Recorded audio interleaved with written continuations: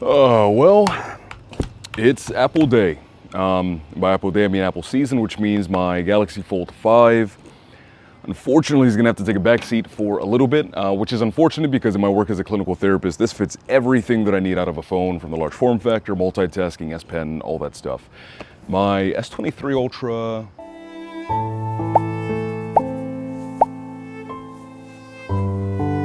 still a fantastic phone by all means. I'm gonna have a comparison between the 23 Ultra and the 15 Pro Max that I'm picking up today in about an hour. That includes also ditching my Pixel Watch for the Apple Watch Ultra, so that way I can give you guys a cohesive understanding of the Apple ecosystem with my iPad, my MacBook, now Apple Watch Ultra and 15 Pro Max, and how that fits in my lifestyle as an Android user.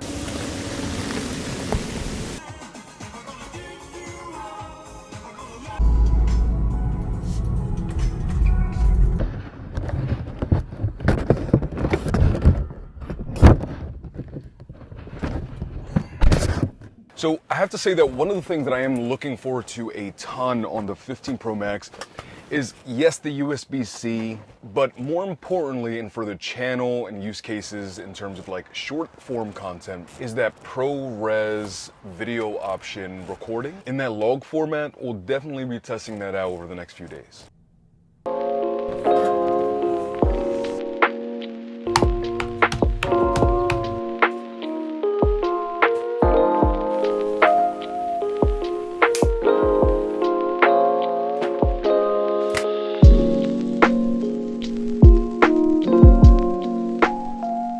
So I wasn't sure if I wanted to go for the natural, the black, or the blue. So I'm curious to see how I like this color. So let's pop it open.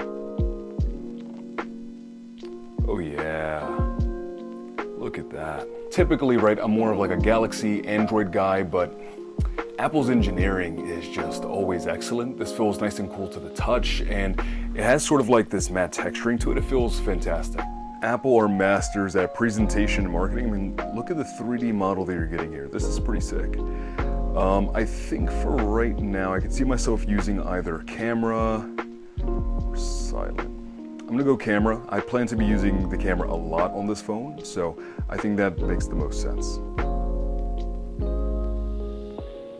I'm gonna be honest with you guys, so far I am loving the way this thing feels in the hand and the way it looks. It's excellent.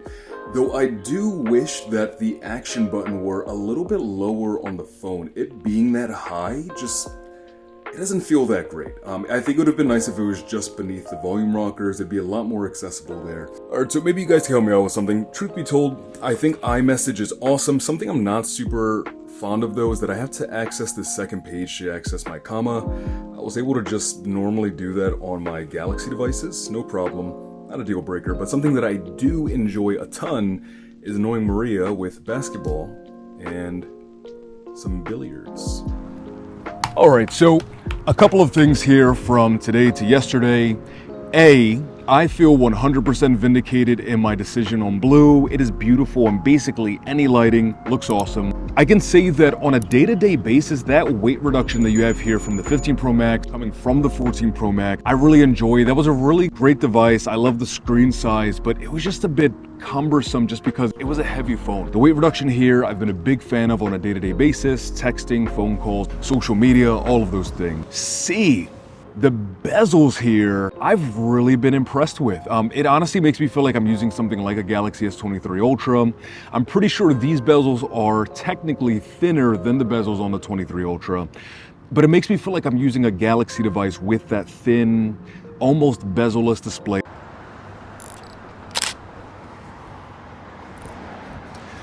So, small thing that I wish was integrated here on the 15 Pro Max is that, like, for example, my S23 Ultra, if I want to tweak the settings for the camera and the video that I'm taking, I can just do that straight in the camera app. Here you have to come out into like the general phone settings, go to camera, and then change between, say, like HDR, SDR, and log footage. I want to get a comparison of those two things side by side for you guys. Is it a big deal? No, just a slight quality of life thing, but I'm gonna try and get some footage and let you guys see the difference between log and HDR. Let's see. I hope that I don't get copyright stricken. I hope that YouTube understands. I just wanna record log footage. Da-da-da-da. Let's see how we do handling from outside highlights to direct.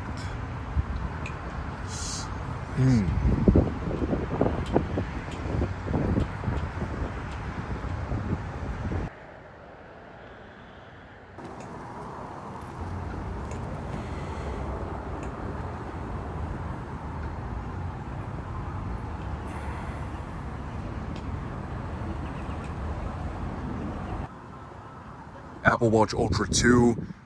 I'm really digging this thing, man. I think the screen is great. I think all of the different interactable bits are fantastic.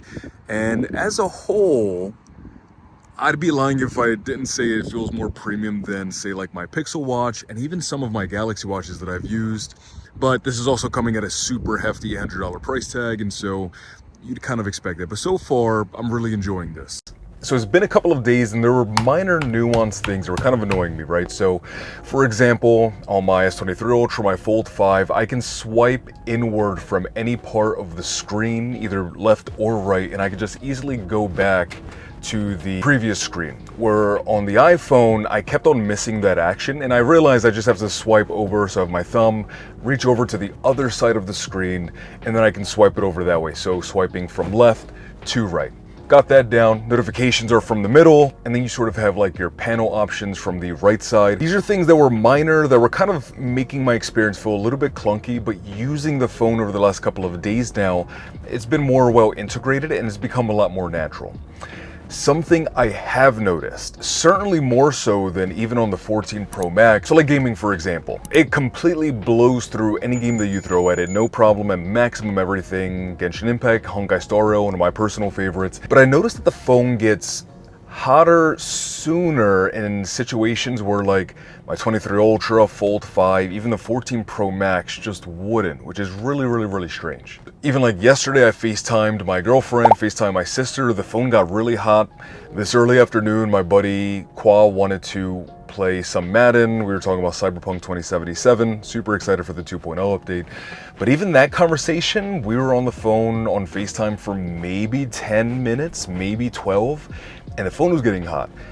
And I know it's not because the chip is not capable and it's working hard. There's something in the thermals there that just is not working as well as it probably should, and it's not dissipating heat the way it should, especially for a high-end product. Also, I don't know which of you guys cares to hear this, but I would be lying if I told you guys that I wasn't absolutely addicted to the games. Watch this, not too much power. Take that, Qua. I mean, so far, I've really been enjoying my time with the 15 Pro Max. There are definitely growing pains in terms of things that I'm not accustomed to, the way things work a little bit differently on here than, say, like my 23 Ultra, my Fold 5. But after a few days of actually living with this, I've sort of become accustomed to those things. Battery life, I would say, has been great. I've been able to get all day on one single charge from early in the morning, which is awesome. Having AirDrop and sending it to the MacBook, especially with those large log files, is super nice. Though there are things I've noticed already that kind of interfere with how I like to use my phone on a daily basis, not only for my own personal things, but also for work. More on that in my 1 week review, which is coming up in a week. If you guys are looking for more tech content like this, that's kind of what I do here. Hit the subscribe button, stay up to date. Thank you so much for stopping by and hanging out. I wish you a fantastic remainder of your day, afternoon, or night, depending on the time it is you're watching this. I'm gonna finish editing this so that you guys can watch it. Bye.